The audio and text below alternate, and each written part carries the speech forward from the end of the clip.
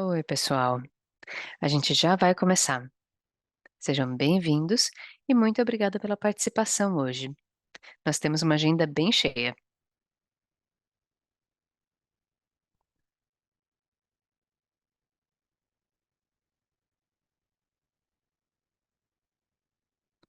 Sejam todos bem-vindos.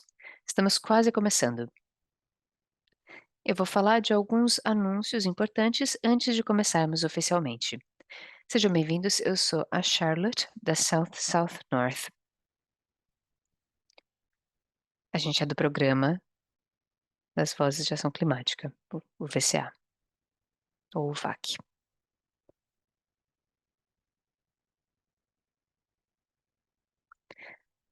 Para a gente saber quem está aqui com a gente, por favor, lembrem de colocar o seu nome e de preferência a sua organização ali no nominho do Zoom. A gente pede também que todo mundo fique no mudo, porque o grupo é bem grandinho. Então, enquanto alguém estiver apresentando, todo o restante fica no mudo, por favor.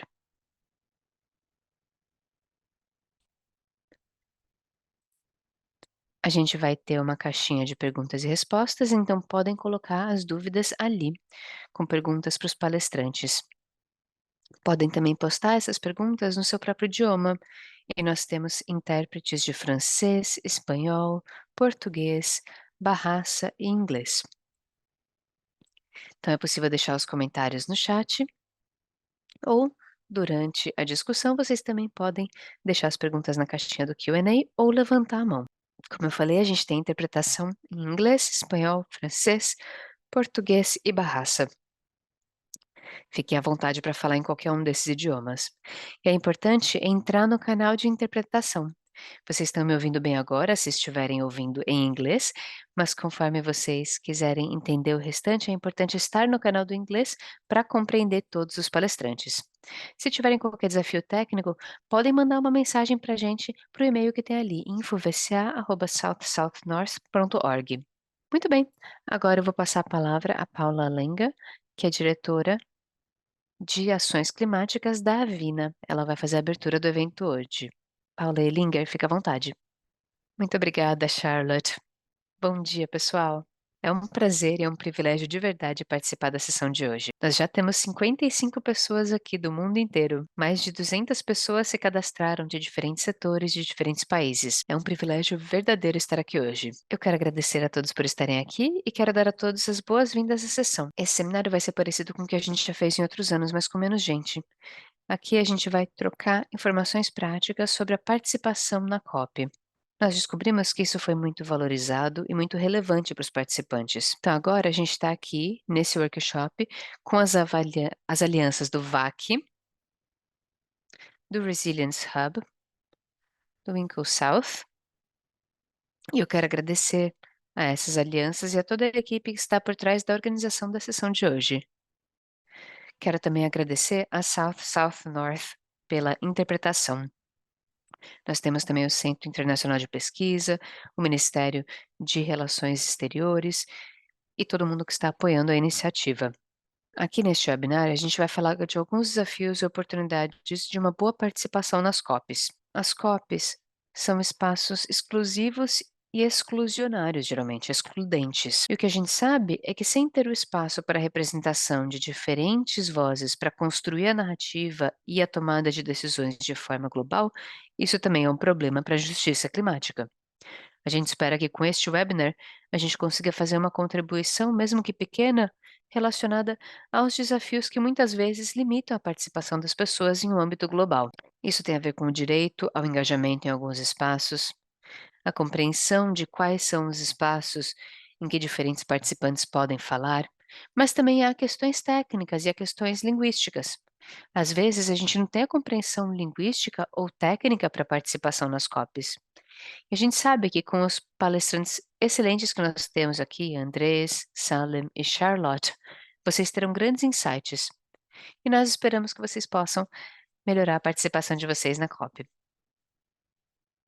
Esperamos vê-los lá, neste local, em dezembro. Obrigada, fica à vontade, Charlotte. Ótimo, obrigada, Paula, pela abertura. Você determinou muito bem o tom do que a gente quer conseguir. Primeiro, então, eu vou passar a palavra ao Andrés, que é o gestor regional do Programa de Resiliência e Transição Climática da Avina. O Andrés participa das negociações climáticas já faz 10 anos. Recentemente também, ele foi o autor de um livro com orientações sobre negociações climáticas. A gente vai colocar o link no chat. Andrés, fica à vontade. Obrigada, Charlotte. E agradeço a todo mundo pelo convite para participar deste workshop. Eu vou aproveitar que nós temos interpretação para vários idiomas e eu vou falar em espanhol na minha apresentação. Então, os nossos colegas da América Latina vão poder entender muito bem quais são alguns dos desafios que nós temos com relação à participação na COP. Porém, primeiro, eu quero reconhecer e reforçar o que a Paula acabou de falar. Provavelmente um dos principais desafios de participação na COP, da perspectiva do Sul global, é a questão linguística. Esses processos acontecem em inglês e simplesmente não é fácil participar no seu segundo idioma quando você vem do Sul global. Então agora eu vou começar a falar espanhol, tá? Muito obrigado pela oportunidade de participar nesse workshop. Eu quero fazer uma apresentação sobre como participar na COP. E eu quero falar especialmente dos dois papéis da COP. Nós temos o papel das negociações, que normalmente seria a Zona Azul, informalmente a gente chama assim, tudo que tem a ver com a Blue Zone, e também gostaria de focar na Agenda Verde, que seria a Green Zone. Bem, fisicamente, o espaço das COPs também costuma ser dividido numa Blue Zone e numa Green Zone. Aqui vocês conseguem ver, por exemplo, o mapa da COP26 e também o mapa da COP27, que tinham diferentes espaços para a parte azul e para a parte verde. E na COP27 também, zona azul e zona verde. Agora, o que significa participar nesses espaços que estão fisicamente divididos assim? Os dois espaços têm um foco diferente. O espaço azul está muito mais focado nas negociações. Então, o follow-up que qualquer participante quiser fazer, se tiver mais focado nas negociações, se tiver mais focado no resultado formal da COP, nas resoluções e nas decisões da COP, provavelmente esse participante vai acabar ficando nessa zona azul. E essa é a área que tem uma participação governamental de pessoas que são negociadoras, ou de delegações, ou de copresidências, declarações, etc. Então, quando a COP fecha essa zona onde o resultado principal fica, ele vai ser ou criticado ou elogiado, mas esse vai ser o resultado principal da COP, nessa área azul. Por outro lado, temos a zona verde, que tem uma agenda paralela. Essa agenda tem pavilhões e tem algumas tendas, tem ativismo, tem eventos paralelos e tem boas oportunidades de networking. Eu também gostaria de destacar isso que vocês conseguem enxergar aqui no mapa da COP26. Com o passar dos anos, a zona verde foi ficando cada vez maior. Nós entendemos que na COP28 a zona verde será 3 vezes maior do que na COP27. E, aliás, na COP27 já foi bastante grande. Então, todo o componente que tem a ver com a agenda paralela, ou seja, eventos, pavilhões, tendas, networking, tudo isso vai ser maior. E, portanto, tudo isso vai ter um grande potencial de participação também junto aos players que vão estar participando da COP. Bem, dito isso, eu quero focar um pouco na zona azul, ou seja, nas negociações, no contexto das negociações, o que é negociado e por quê. E por que também é tão difícil entrar nessas negociações. Para isso, eu gostaria de fazer uma explicação rápida do que diz a negociação do marco de mudança climática. Isso é uma coisa de muitos anos atrás, mas continua sendo relevante, porque é aqui que vem É daqui que vêm os compromissos que continuam sendo negociados hoje em dia. O objetivo principal da convenção é bem importante de se considerar. O objetivo é chegar na estabilização da concentração de gases de efeito estufa, chegando num nível que possa evitar uma interferência perigosa antropogênica no sistema climático. Então, esse nível deve ser obtido dentro de um período de tempo correto para que os ecossistemas possam se adaptar. Então, aqui nós temos alguns pontos importantes. Tem a questão do nível necessário, a interferência perigosa e o período de tempo. Eu coloquei tudo isso destacado porque nos acordos climáticos nós veremos cada vez mais definições que não ficam totalmente claras e acabam tendo uma interpretação ambígua. Porque, vejamos, a convenção tem esse objetivo muito claro, mas nunca foi definido qual era o nível, nunca foi dito que seria uma interferência perigosa e não se dizia também qual era o período de tempo. Portanto, essas negociações acabavam ficando com isso em aberto.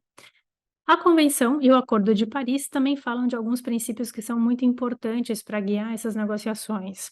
Esses princípios incluem o princípio de responsabilidades comuns, mas diferenciadas, o CBDR, e esse princípio diz que os países desenvolvidos precisam ser líderes na luta contra a mudança climática e os seus efeitos. Existe um outro princípio também de consideração das necessidades e circunstâncias especiais de países em desenvolvimento, especialmente aqueles que são mais vulneráveis para os efeitos da mudança climática. Mas aqui também é importante considerar que nunca foi definido quais seriam os países que eram vulneráveis ou não. Evidentemente, os países que são ilhas, por exemplo, ou os países que são os least developed countries, ou seja, os que são menos desenvolvidos acabam ficando mais vulneráveis à mudança climática, mas, para além disso, não fica bem definido quem está na lista. A convenção também fala sobre uma série de compromissos. Esses compromissos, basicamente, são as funções que, dependendo do país, vão ter ministérios do meio ambiente ou organizações de mudança climática que vão ter funções que envolvem, por exemplo, fazer inventários de gases de efeito estufa, programas de mitigação, colaborar para a transferência de tecnologia, fortalecer os programas de carbono, programa de adaptação, investigação ou pesquisa científica, intercâmbio de informação, educação e também comunicação nacional, ou seja, são comunicados onde os países reportam tudo aquilo que está sendo implementado para a mudança climática diante ali das Nações Unidas.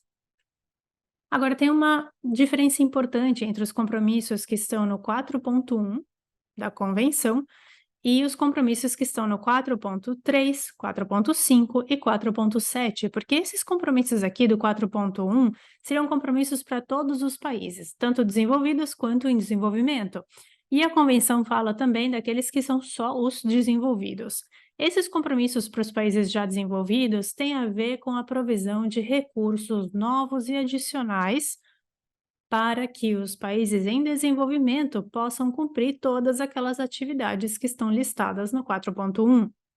Isso quer dizer que a convenção estabelece que todas as atividades que os países em desenvolvimento vão implementar devem ser financiadas por recursos novos e adicionais de países desenvolvidos. E o artigo 4.7 fala inclusive mais sobre isso.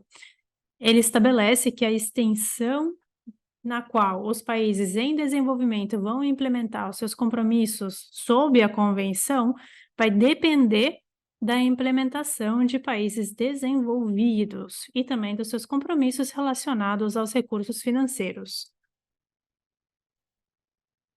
Então, tem uma condicionalidade muito clara na convenção com respeito a quem implementa compromissos e do que dependem esses compromissos. Agora eu gostaria de entrar a falar sobre os assuntos negociados na convenção. Um acordo internacional que é universal e vinculante sobre a mudança climática precisa de três coisas: ambição, precisa ser legalmente vinculante e também participação universal. Durante os debates climáticos, infelizmente, a gente não conseguiu esses três em um só acordo. A gente teve, por exemplo, no caso da convenção, que é o primeiro dos acordos que chegou, a gente teve ambição e participação. Mas, durante as negociações, a gente negociou esse vínculo legal.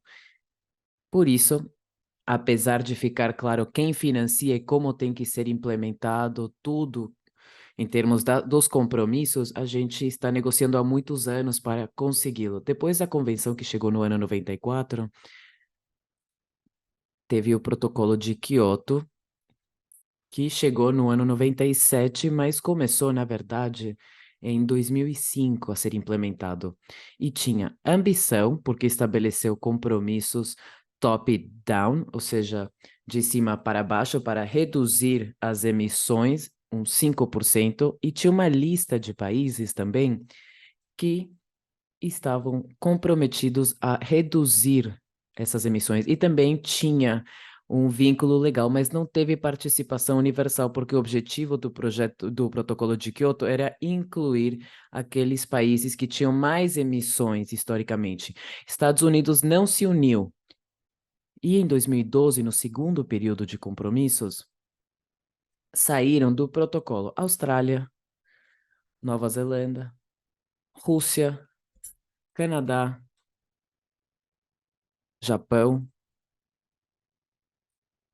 e isso fez que o protocolo ficasse como algo da União Europeia, que não precisava de mercados de carbono para cumprir com o compromisso. Por isso, então, esses mercados caíram em 2012. E agora a gente tem o Acordo de Paris, que entrou justamente aqui, nesse espaço, onde temos participação universal e também temos uma exigência legal, mas o que falta é ambição.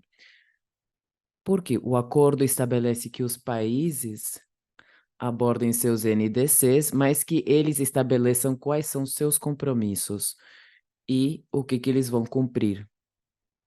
Portanto, depende dos países o nível de ambição que tem no Acordo de Paris.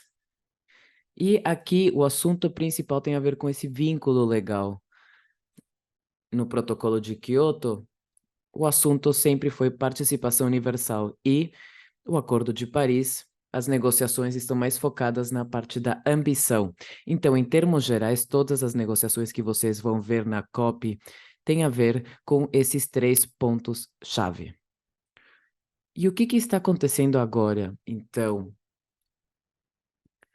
nesse esquema internacional das negociações? Bom, o Acordo de Paris estabeleceu que 9 a 12 meses antes de 2020, os países tinham que apresentar seu NDC.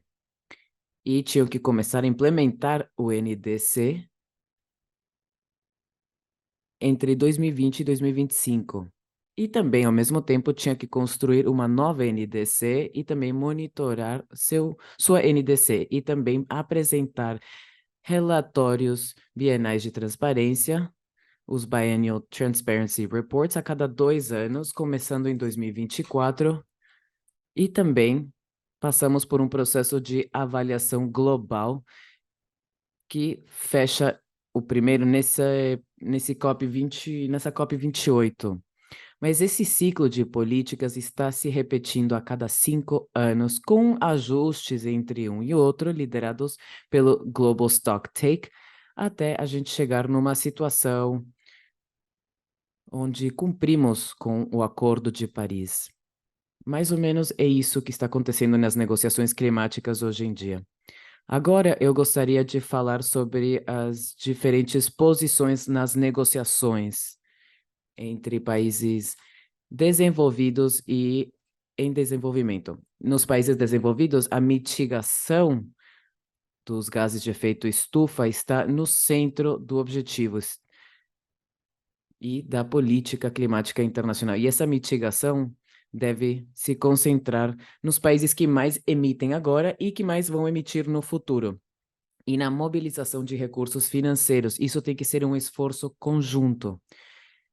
E tem o reconhecimento de que as fontes de financiamento públicos não vão ser suficientes para o nível de recursos necessários para essa ação climática. Bom, para os países em desenvolvimento, é importante dizer que, para o sul global, a adaptação é prioridade, porque no sul global, as populações são mais vulneráveis aos efeitos da mudança climática e os impactos que estão se sentindo não são impactos que os países em desenvolvimento provocaram.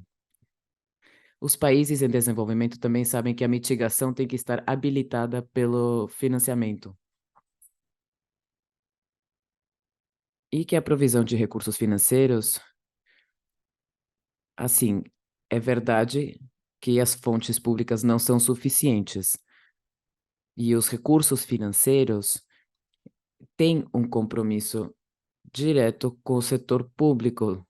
Ou seja, é o setor público que tem que se medir, tem que estabelecer compromissos e tem que cumprir com esses compromissos. Mesmo que a gente também fala de mobilizar recursos de outros lugares, mas isso não significa que a gente não tenha metas para o setor público. Como é que funcionam as negociações? Bom, funcionam de duas formas. Tem o esquema maior, que são as plenárias, e essas plenárias geralmente são assim, nesses salões gigantes, onde tem assentos, cadeiras para todos os países, tem para observadores e tem uma presidência que abre a sessão da negociação, mas as plenárias só acontecem no começo e no fechamento das sessões. E durante as negociações se faz também uma mesa redonda. E aí pode ter grupos de contato ou podem ser reuniões informais. E esses grupos de contato são assim, como vocês veem na imagem, como uma mesa redonda mesmo, ou uma mesa estilo auditório. E aqui se fazem as negociações. Essas negociações são lideradas principalmente por representantes do governo ou delegados de partidos, mas também tem uma participação importante de ONGs, ONGs ambientais, ONGs de jovens, a participação de pessoas e comunidades indígenas ou observadores e também a mídia. Os principais grupos que participam nesse espaço se dividem assim, entre países em desenvolvimento e países desenvolvidos. E aqui temos 45 países desenvolvidos e 145 países em desenvolvimento e uma participação de 70% da população global, do sul global e 30% do norte global. Mas no contexto das negociações, o número de participantes costuma ser o contrário, justamente o contrário, 70% dos participantes do norte global e 30% dos participantes do sul global. Isso é muito importante mencionar, porque a participação do sul global costuma ser limitada. Por quê? Bom, pelas capacidades financeiras, técnicas de se envolver nesses espaços. Os grupos principais de negociações dos países desenvolvidos são o grupo Umbrella, que inclui Estados Unidos, Austrália, Japão, Rússia, Canadá. O grupo de integridade ambiental, Environmental Integrity Group, EIG, que é Suíça, México, Liechtenstein, Coreia do Sul e Mônaco. E a União Europeia. E o maior grupo dos países em desenvolvimento é G77 mais China, que impacta todos os países em desenvolvimento, mas também tem subgrupos de negociação. Por isso, às vezes, é mais complexo chegar a um posicionamento em comum, mas não vou entrar em detalhes aqui. E eu queria fechar com esse último slide, voltando agora à questão da zona verde da COP, ou seja, saindo um pouco das negociações e falando um pouco da agenda paralela que existe na COP.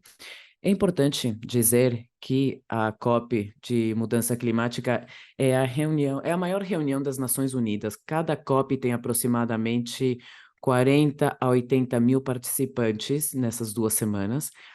E isso significa que muitos dos participantes vão porque outros participantes também vão estar no mesmo lugar, no mesmo espaço. É um espaço muito importante para ver participantes que moram na Indonésia, América do Sul, África, Europa, América do Norte, porque todos estão no mesmo espaço. Então, é uma oportunidade única para fazer essas conexões. E também é importante, então, identificar as oportunidades antes da COP. E quais podem ser essas oportunidades? Como é que a gente pode aproveitar a oportunidade de estar na COP? Bom, pode ser fazendo o seguinte, se fazendo 4 perguntas. A primeira pergunta é: queremos ir para a COP para fazer contatos? Se a resposta for sim, é importante preparar informação de contato, como ter um site ou algo virtual nas redes sociais, por exemplo, ou também ter um cartão de visita e também informação impressa. Ou também podem entrar em contato antes com essas pessoas, atores com quem vocês querem se reunir, e geralmente tem uma lista de participantes, eventos paralelos, organizações que podem ir como observadoras e os pontos de contato, e aí vocês já podem ir entrando em contato com essas pessoas antes para marcar essas reuniões durante a COP. E se o objetivo é fazer contato, se perguntem se dá para investir nesses contatos, talvez para fazer um coquetel, um jantar, ter um espaço de networking, são espaços muito importantes durante a COP. Outra pergunta que vocês podem se fazer é: a gente quer usar a COP para mostrar o que estamos fazendo como organização ou para mostrar qual que é a nossa visão ou contribuição ao processo? Bom, então aí vocês podem pensar em criar um evento paralelo. Esses eventos costumam ser organizados com muita antelação. Ou participar, por exemplo, em eventos de pavilhões. É importante ver quais são aliados que conseguem gerar certas oportunidades, ou também podem se perguntar se vocês querem ter seu próprio espaço. E isso inclui orçamento, entrar em contato com os organizadores, ver a questão da logística, preparar material e ter um espaço próprio. Também pode ser feita uma conferência ou roda de imprensa. Pode se organizar in situ, no espaço da COP.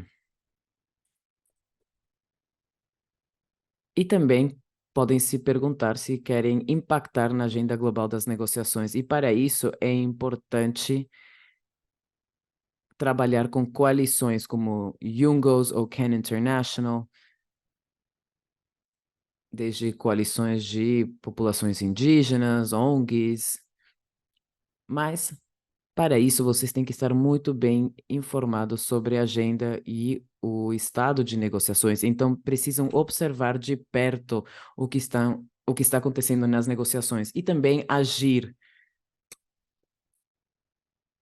Aqui vai ter demonstrações públicas, eventos, vai ter newsletters e também é importante achar espaços com tomadores de decisões. E também vocês podem se perguntar se querem usar a COP para se juntar a uma aliança ou iniciativa. E aí, então, é importante identificar qual pode ser essa aliança e começar a falar com alguns aliados ou parceiros, que podem ser Race to Zero, Race to Resilience, Resilience Hub. Mas lembrem também que é importante, antes de se juntar a alguma aliança, falar com suas sedes.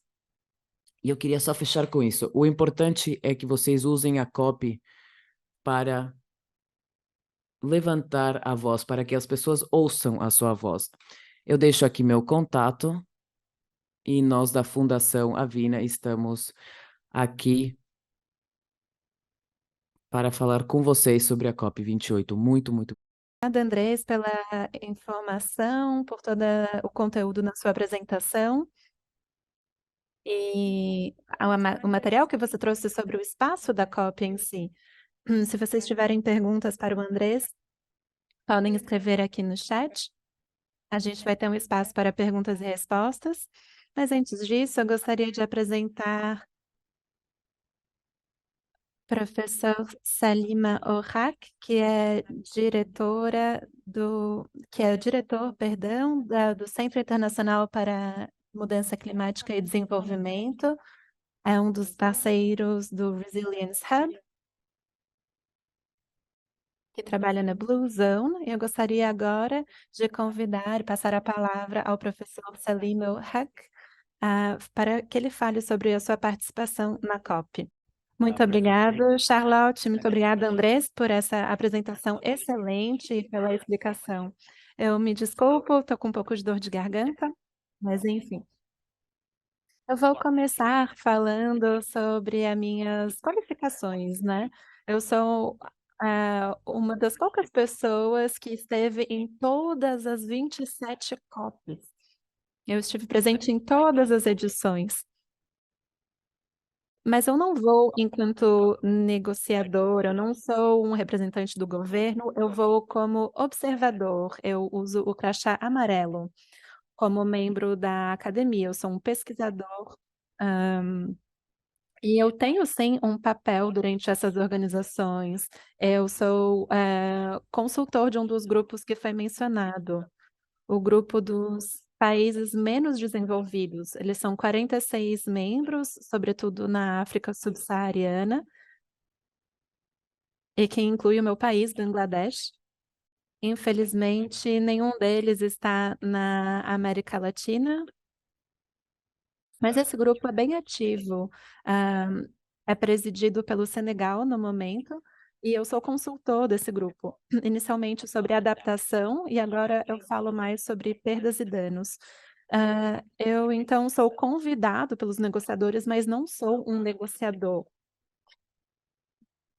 Eu gostaria de compartilhar com vocês a minha visão da COP e como este evento evoluiu nos últimos 30 anos. A primeira coisa a ser mencionada é a seguinte: a conferência é, sobretudo, uma reunião de membros de partidos, de atores que são governos, né, internacionais que querem aderir a esse framework, esse arcabouço internacional sobre mudança climática. São 95 membros, e esses países se reúnem para avaliar o progresso realizado. Então, esses países e negociadores são representantes, né, dos governos de todas as partes, e são eles que acessam as negociações principais, né? Então, quando a plenária se encerra e parte para as salas de reunião, os observadores não podem ter acesso a esses debates e conversas.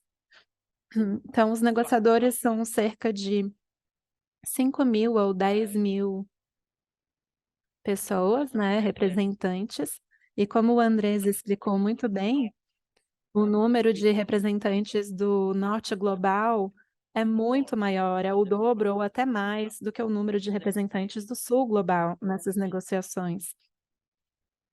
Eles são os negociadores, no fim das contas. E a Convenção sobre Clima vem sendo negociada, né, há muito tempo. Inicialmente tínhamos o Protocolo de Quioto. Em 2015, em Paris, nós fizemos uma grande virada. Tivemos o Acordo de Paris redigido. Como o Andrés já explicou também, chegamos ao acordo de manter a temperatura reduzir em 1,5 graus, e até 2020 temos objetivos também, mas não estamos cumprindo esses números. Porém, temos acordos, né? Os acordos existem, mas eles não estão sendo respeitados atualmente. E na COP28, daqui a pouco em Dubai, veremos como está esse progresso. Mas aconteceu uma coisa muito importante com o Acordo de Paris, na minha opinião. A questão é que o Acordo de Paris destravou o conceito de quem precisa se envolver na implementação desse acordo. Enquanto a gente não tinha o Acordo de Paris, a gente precisava que os governos e os seus líderes concordassem com as coisas. A gente precisava engajá-los para conseguir esse consenso. E beleza, a gente conseguiu isso. Então, quando a gente desenvolveu o Acordo de Paris, que aconteceu por causa disso, isso criou uma rota de lidar com a mudança climática, incluindo mitigação, adaptação, perdas, danos, financiamento, etc, etc. Esse caminho, essa rota agora pode ser utilizado por qualquer pessoa, por todos nós. Agora nós temos a autorização de implementação do Acordo de Paris. O presidente, o primeiro-ministro, o ministro do Ambiente, ninguém tem que nos autorizar. Sejamos quem formos, nós podemos adotar o Acordo de Paris. O Acordo de Paris empodera todo cidadão do planeta a realizar as atividades necessárias para sua implementação. A gente não precisa da permissão de ninguém para fazer isso. Uma das coisas que aconteceu depois da COP21 é que, como o Andrés falou, a cada ano a gente tem mais de 10 milhares de participantes. 10 mil são negociadores. Os outros 20, 30 não são negociadores. Mas por que eles estão lá? Olha, na minha opinião, eles são os mais importantes da COP, esses que não negociam. Por quê? Porque a COP tem duas facetas. A primeira faceta é a copy de quem fala, de quem negocia, de quem fala pelos cotovelos a noite inteira, não termina nunca de falar, continua falando no dia seguinte. E no fim das contas, essas pessoas chegam a uma decisão, chegam a uma coisa no papel. Mas o papel muitas vezes não significa nada, porque essa galera vai para casa e não implementa. Então, quem negocia é quem fala muito. Os outros, que não são os negociadores, são os feitores da COP, são quem faz. É isso que a gente vê nos pavilhões, na zona azul, na zona verde, no networking, como o Andrés falou. São as pessoas não negociadoras que estão se encontrando com quem quer botar a mão na massa. Pensem em florestas, povos indígenas, descomissionamento de carvão, qualquer assunto. A gente vai encontrar ali aliados que estão trabalhando com isso no mundo inteiro e a gente vai ter a oportunidade de fazer o networking. O hub que a gente está gerenciando há muitos anos é um dos locais em que é possível fazer esse networking para unir as pessoas. E hoje em dia a gente vê que a presidência da COP tem um tema para cada dia. Por exemplo, tem uma temática de mitigação, uma temática de agricultura este ano, uma temática de saúde este ano. E essas coisas não têm nada a ver com as negociações. Isso não está refletido nas negociações. São temáticas para as pessoas que estão fazendo alguma coisa relacionada à saúde ou à agricultura, para que essas pessoas se reúnam e façam algo juntas. E talvez esses anúncios envolvam governos, corporações, ONGs, o mundo acadêmico, são vários interessados de vários grupos do mundo inteiro que se unem para compartilhar o que estão fazendo em termos de ações para mudar o clima. Então, essa é a diferença entre quem fala sobre mudar o clima e quem faz a mudança do clima. Então, os negociadores falam, o restante somos todos nós. Se vocês quiserem influenciar as negociações, o meu conselho é que vocês conversem com os negociadores dos seus próprios países. Antes de ir à COP, conversem com esses negociadores. Falem o que vocês gostariam de ver. Conversem com eles enquanto estiverem lá na COP. Deem conselhos para eles. Porque são eles que estão por dentro das negociações, nós não estamos. Nós só podemos repassar as mensagens pelos negociadores que nós conhecemos. E nós conhecemos os negociadores dos nossos próprios países. É importante, conforme o Andrés falou, convidar esse pessoal para jantar, para tomar um café, para bater um papo, perguntar o que eles estão fazendo, falar o que a gente está fazendo e falar para eles o que a gente quer que eles façam, porque eles são os nossos representantes. E às vezes a gente pode ter a chance de participar da delegação. Hoje em dia, muitos governos aceitam ONGs e jovens como membros da delegação. Então, as pessoas têm aquele crachá que é o crachá de governo. Aí você pode participar das negociações. Você não pode falar, mas você pode ir para as reuniões e ouvir tudo. E essa é uma experiência valiosa. Se alguém conseguir isso, eu recomendo, para que vocês possam participar dessas negociações. Por fim, eu gostaria de dizer que existe um mito. Existe um mito de que para ter um impacto nas negociações é necessário estar lá fisicamente, daí todo mundo quer ir. E tá, e a COP é bom, é legal, é uma oportunidade de networking. No entanto, para acompanhar mesmo a COP, ninguém tem que estar lá. Nos últimos 2 anos, o meu centro aqui em Dhaka, em Bangladesh, realizou um curso online curto. A gente chama esse curso de Acompanhar a COP sem ir à COP. Se alguém quiser participar, está super convidado. É online. Talvez os fusos horários sejam meio ruins, né, para quem está nas Américas. Mesmo assim, talvez algumas pessoas aqui tenham interesse. Inclusive, se quiserem participar, eu vou deixar o link aqui para vocês terem essa referência. Vocês podem entrar em contato por e-mail. Mas basicamente vocês consigam seguir um aspecto. Não dá para seguir tudo, né? Tem que escolher uma coisa. E nós escolhemos perdas e danos. Eu tenho um colega que é um negociador sênior em finanças climáticas, então ele fala de finanças. E eu tenho outro colega especialista em adaptação. Então temos essas 3 trilhas. Durante a COP, a gente faz webinars com atualizações de andamento, falando sobre o que está acontecendo. Depois que a COP acaba, a gente faz o nosso relatório do que está acontecendo. E os participantes do curso têm que escolher um assunto, seguir esse assunto, e ao final do curso, escrever um fichamento rápido sobre o que aconteceu sobre aquele assunto. Aí eles ganham um certificado se eles passarem nesse teste. Ou seja, é possível acompanhar a COP sem ir até a COP para quem tem interesse. Vou parar por aqui, obrigado.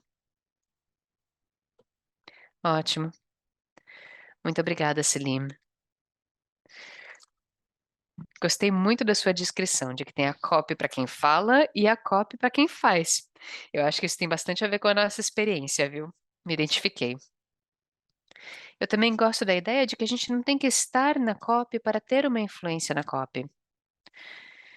E um evento não é só a única oportunidade que nós temos, tem muito mais coisa que a gente pode fazer antes da realização da copy. Ótimo. Obrigada aos 2 palestrantes. Agora temos tempo para perguntas e respostas. Fiquem à vontade para colocar as perguntas na caixinha de perguntas ou para levantar a mão também. Mesmo se forem falar em outros idiomas, nós temos a interpretação simultânea, então fiquem à vontade. Esse é um lembrete para todo mundo entrar em um canal de interpretação. Eu acho que tinha uma pergunta da Fátima, não tinha? Ela falou que ela está no Niger e que um problema que eles estão vivenciando na sociedade atual tem a ver com o estado de golpe pelo qual eles estão passando agora. E eles estão procurando mais suporte da sociedade, principalmente para os jovens. Nós temos algum contexto ou alguma opinião sobre isso? Eu posso responder. Não sei se minha resposta vai ser útil, mas eu posso fazer uma descrição. Os países menos desenvolvidos, conforme a gente já vê pelo nome, são alguns dos mais pobres do mundo. E não só eles são pobres, mas eles são localizados em locais que têm uma vulnerabilidade acentuada para os impactos do clima. Infelizmente, no momento, eles estão sentindo esses impactos do clima. Nós entramos na era de perdas e danos das mudanças climáticas. Para esses países conseguirem ter conhecimento e capacidade suficiente de negociação, fica difícil. E um grande problema é que, principalmente nos países em que o inglês não é a língua oficial, em que eles aprendem francês, espanhol ou português, muitos países de baixa renda que são francófonos, incluindo países como Burkina Faso, Senegal e etc., fica ainda mais difícil para eles. Que nas negociações tem interpretação na plenária, mas quando a gente entra nos grupos já não tem interpretação. Então, quem não entende inglês é inútil. O meu conselho para esses negociadores, e eu faço bastante oficina para eles há muitos anos, é que, seja como for, é importante enviar um delegado que entenda e fale inglês. Mesmo que essa pessoa não entenda do clima, infelizmente a pessoa tem que entender inglês. Porque se a pessoa não souber falar inglês, não adianta. Não adianta, a pessoa vai ficar completamente perdida e não vai conseguir participar bem. Não vai conseguir participar das negociações. Esse é um ponto importante.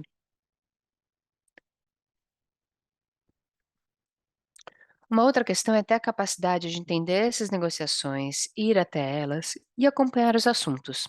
É complicado, leva bastante tempo, demanda esforço,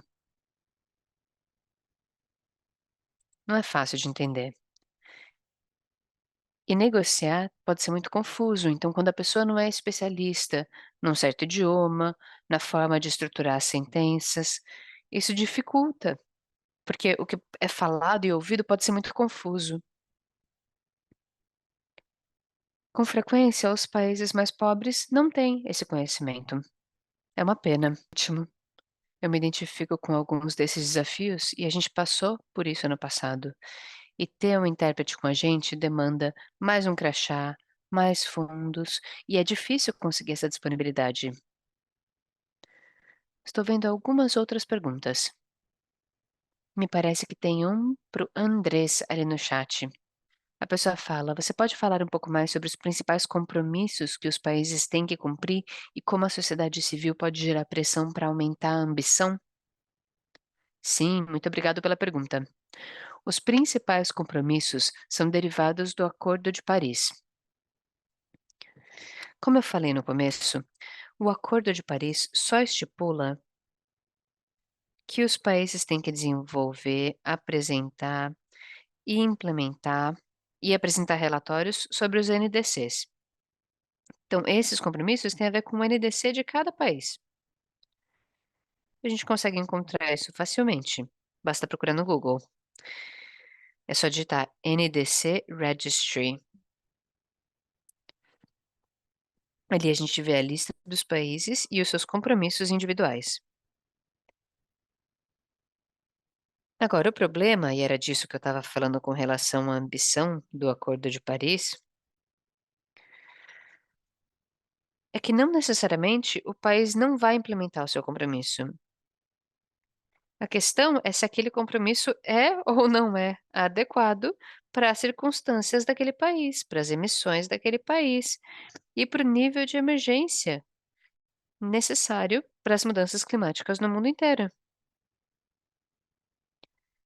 Essa é uma das conclusões que nós teremos nesse processo este ano. Então, embora seja importante ver os compromissos individuais dos lados, é importante ver o contexto e é importante compreender o nível de responsabilidade, tanto atual quanto histórica, de cada país com relação a esses compromissos. Além dos NDCs, e os NDCs são principalmente focados em mitigação, os países devem implementar ações adicionais, além de sua mitigação. No artigo 2 do Acordo de Paris, que estipula os objetivos do acordo, existe um objetivo geral de adaptação, objetivo geral de mitigação e um objetivo de finanças. É importante que esses três sejam implementados igualmente. E o artigo 3 do Acordo de Paris diz que os NDCs devem abranger mitigação, adaptação, finança, tecnologia e construção de capacidade. No entanto, infelizmente, a maioria dos NDCs, principalmente de países desenvolvidos, só diz respeito à mitigação. Então, existe uma lacuna muito grande aqui com relação a como nós trabalhamos com esses compromissos relacionados a finanças, tecnologias e construção de capacidade. Obrigado. Tem uma outra pergunta também, da Paz, que pode ir para vocês. Ela pergunta quais são os assuntos mais relevantes, eu imagino que seja com relação às negociações que nós esperamos para a COP28. Olha, como eu falei mais cedo, deve haver um foco quase que completo na questão de perdas e danos das mudanças climáticas. E eu digo isso porque, infelizmente, isso já está acontecendo. As mudanças climáticas não são uma coisa para o futuro. Elas já estão acontecendo e nós não estamos prontos. Então, para mim, a prioridade absoluta agora é ajudar as vítimas que estão sofrendo os impactos das mudanças climáticas no momento. Há poucos dias, na Líbia, mais de 10.000 pessoas perderam a vida com uma enchente relâmpago. E os cientistas que estudaram isso disseram que a chance disso acontecer aumentou 50 vezes por causa das mudanças climáticas. As mudanças climáticas são atribuíveis a qualquer evento meteorológico que está acontecendo no mundo agora. E a gente sabe que esses impactos estão acontecendo porque a gente aumentou a temperatura global acima de 1,1 grau. A gente não conseguiu evitar isso e a gente continua não conseguindo. Nas negociações, isso sempre foi uma bomba política, porque nós, países em desenvolvimento, falamos disso todo ano, mas os países desenvolvidos não querem falar sobre isso. E a decisão só acontece com consenso. Se quem está poluindo não consegue falar sobre perdas e danos, como que a gente vai falar sobre isso? Eles se recusaram a falar sobre isso durante muito tempo, até o ano passado. Ano passado, na COP27, a gente conseguiu entrar nisso. Eu não vou entrar em detalhes, mas a gente conseguiu superar a diplomacia dos países desenvolvidos para que eles concordassem com algo com o qual eles não queriam concordar. Essa foi a decisão da COP27 de criar fundos de perdas e danos. Eles não queriam, mas a gente forçou e conseguiu. Eu não vou entrar em detalhes de como isso aconteceu, mas foi uma grande conquista. Agora a gente tem que transformar isso em algo funcional. O processo para isso é: criaram um comitê de transição com alguns membros. Eles já se reuniram algumas vezes, tem mais uma reunião antes da COP, e esse comitê de transição vai chegar na COP com as recomendações. Aí a COP28 vai ter que decidir qual será o próximo passo. Como eu falei, eu observo o processo da COP há muito tempo e eu sei como ele funciona. E ele funciona lentamente. Este comitê não vai terminar o trabalho, ele vai chegar na COP28 e falar: olha, a gente fez algumas coisas, mas precisa de muito mais tempo para fazer as outras. E eles vão pedir mais tempo, porque a gente não tem tempo. Acabou o tempo. Por isso, a presidência da COP28, e inclusive o Dr. El Jabbar, que é o presidente da COP28, tem um grupo consultivo. Ele me convidou para participar, eu concordei, e quando eu aceitei ser um conselheiro da presidência da COP, eu falei: olha, como conselheiro, eu tenho uma pauta. A minha pauta é que vocês têm que criar o fundo de perdas e danos na COP28 em Dubai. Não é para jogar isso para 29. Não é para deixar isso para a COP29. Essa é a sua responsabilidade.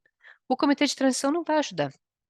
Você, como presidente da COP, precisa declarar agora que você vai criar o fundo e ponto final. E aí os políticos de outros países vão fazer isso acontecer e vão criar esse fundo de perdas e danos de forma funcional ainda na COP28. Em uma rapidez que ainda não foi vista no NFCCC. A decisão de configurar esse fundo de financiamento levou 5 anos para ser implementada. Eles criaram o fundo e antes dele ser colocado em prática levou 5 anos. Bom, se a gente deixar esse ritmo continuar, a gente vai levar mais 5 anos, né, para colocar em prática todos os novos acordos e não temos esse tempo disponível.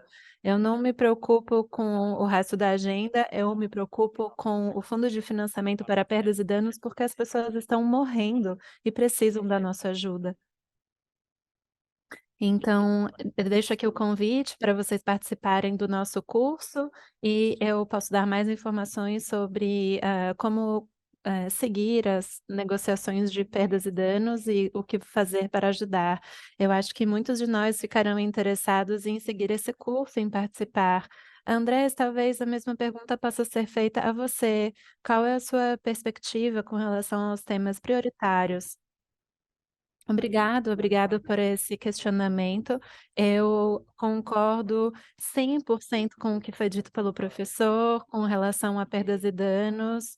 Desde o início eu sigo o progresso dessas negociações e já demorou muito para que ele se torne operacional. Nos últimos anos, se tornou cada vez mais difícil, todo ano fica mais complexo acessar esse financiamento. Eu acho que o Fundo de Financiamento para Perdas e Danos não deve seguir o mesmo caminho, eu concordo plenamente, a gente não tem mais tempo para esperar. E eu gostaria de adicionar 2 pontos com relação aos resultados da COP28. Essa é a primeira COP a finalizar um Stake Talk Course. É um processo que foi adotado no artigo 14 do Acordo de Paris, e a gente já viu alguns processos de GDC há alguns anos, mas é o primeiro processo dentro do Acordo de Paris que permite uma participação integral de participantes da sociedade civil. Já tivemos muitos diálogos técnicos ao longo desse processo, que deu espaço a partes interessadas, stakeholders não governamentais, a realmente terem algo a dizer e influenciar. E sabemos agora que os resultados do Global Stake Talk Process sugerem que não estamos alinhados com o que deve ser feito, com a demanda real.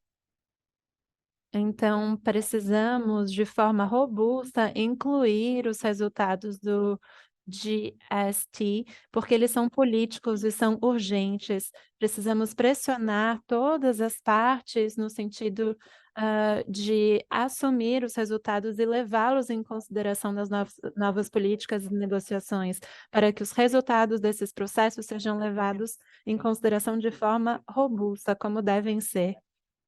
Um segundo ponto que eu gostaria de adicionar é o processo de estabelecimento de uma meta global quantificável. É algo que foi decidido no Acordo de Paris e que teria que ter sido finalizado em 2024. Não vai ser finalizado esse ano, mas é a última chance que temos de guiar esse processo em direção a um resultado que não seja tão político.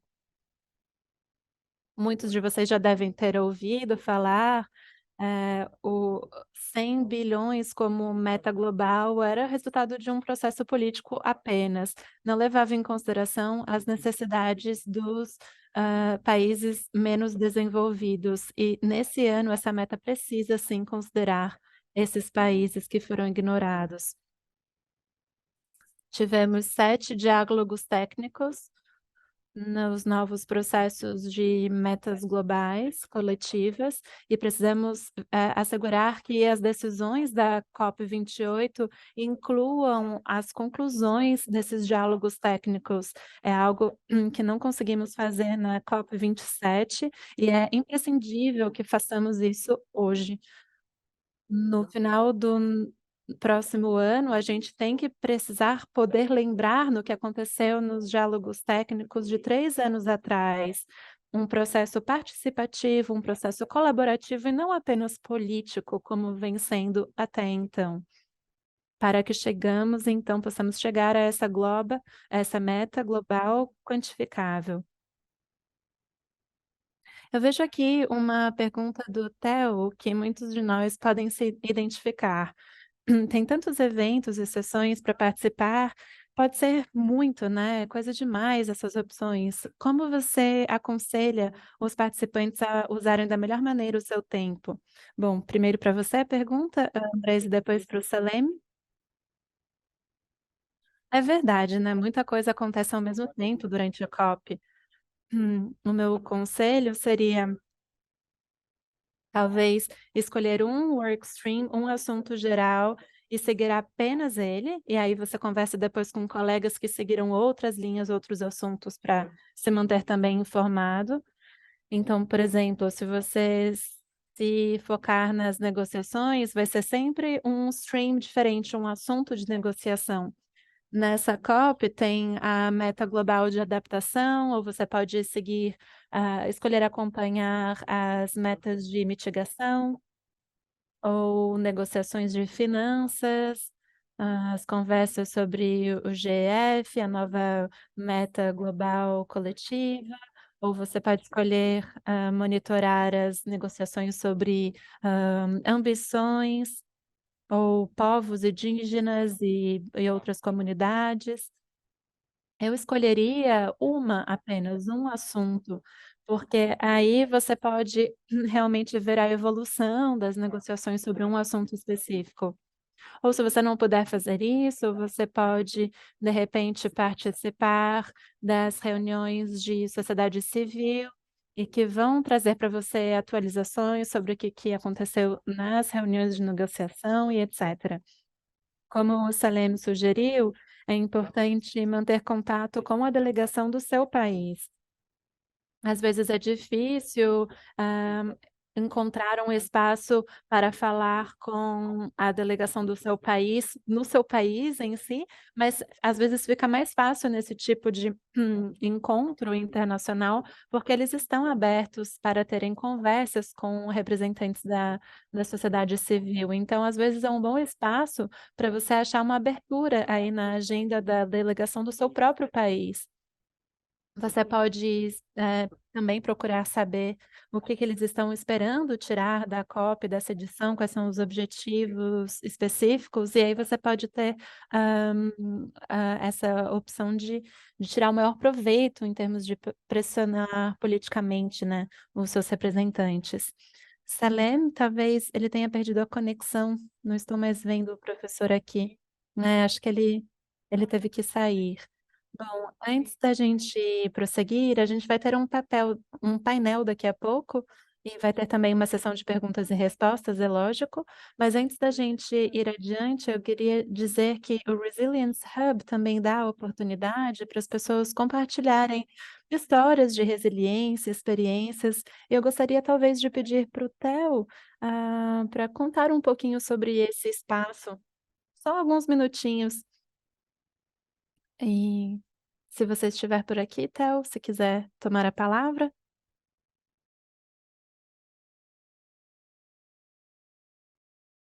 Obrigado, Charlotte. O meu nome é Theo Backrack, eu sou parte do time do Resilience Hub para a COP28. E a gente organiza um espaço físico. Se vocês forem participar pessoalmente da COP, procurem o nosso espaço do Resilience Hub, ele vai estar lá disponível para vocês. Vai ter café, água e eu espero que poltronas e cadeiras confortáveis também. A gente, é claro, é uma plataforma digital, vocês podem se inscrever online e participar também de longe, se for o caso. E o meu convite para vocês é o seguinte: o Resilience Hub, ele foca em elevar, trazer mais voz a histórias que falam de resiliência, trazendo histórias de regiões diferentes, de perspectivas regionais diferentes. E na COP28 teremos a oportunidade de de destacar essas vozes de tanta diversidade, de pessoas que estão realmente partindo para a ação, tomando iniciativa com relação a projetos que lutam contra a mudança climática. E eu convido vocês a enviarem para a gente vídeos curtos de até 30 segundos sobre as suas ideias, as suas reflexões sobre resiliência climática, para que a gente tenha esse espaço, uma plataforma para exibir histórias interessantes nesse sentido. Eu vou estar lá disponível, os meus colegas também, e nós adoraríamos ter o máximo de vozes diferentes reunidas para podermos agir, para construir a resiliência que enxergamos em comunidades que já sofrem os impactos das mudanças climáticas que estamos discutindo aqui. Obrigada pelo espaço, Charlotte. É claro, desculpa, foi meio de última hora o espaço que eu te dei para falar do projeto, mas obrigada. Eu gostaria de agradecer primeiramente ao Andrés e ao professor Salem pelas apresentações incríveis, pelos insights e pelo tempo que eles dedicaram à apresentação. No próximo painel, vamos falar sobre o engajamento com a constituência e com as plataformas que já existem, né, de engajamento com a COP. E temos 3 palestrantes hoje que vão falar sobre isso, segundo as suas experiências diferentes em diversas plataformas. e a gente vai falar um pouquinho sobre as diferenças entre elas, como cada plataforma funciona, o que elas buscam alcançar e como vocês que participarão da COP podem se conectar com essas plataformas e esses projetos. Primeiro, eu gostaria de convidar Carla Moss, que trabalha na Climate Action Network, que é uma ONG, faz parte da constituência de ONGs. Então, Carla, você é a primeira palestrante aqui desse painel. Se você puder falar da constituência, o que ela representa, como ela funciona e como são as formas que essa plataforma se engaja com a ONU em si. Então, Carla, a palavra é sua. Tudo bem eu falar em espanhol? Claro, Sim.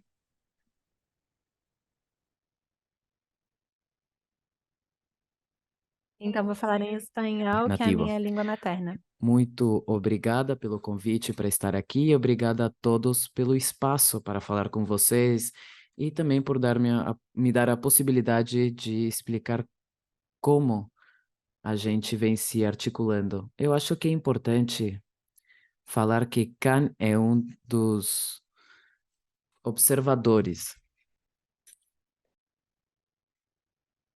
e se conhece como ENGO, essas são as siglas, ENGO, que é Environmental NGOs, ONGs ambientais.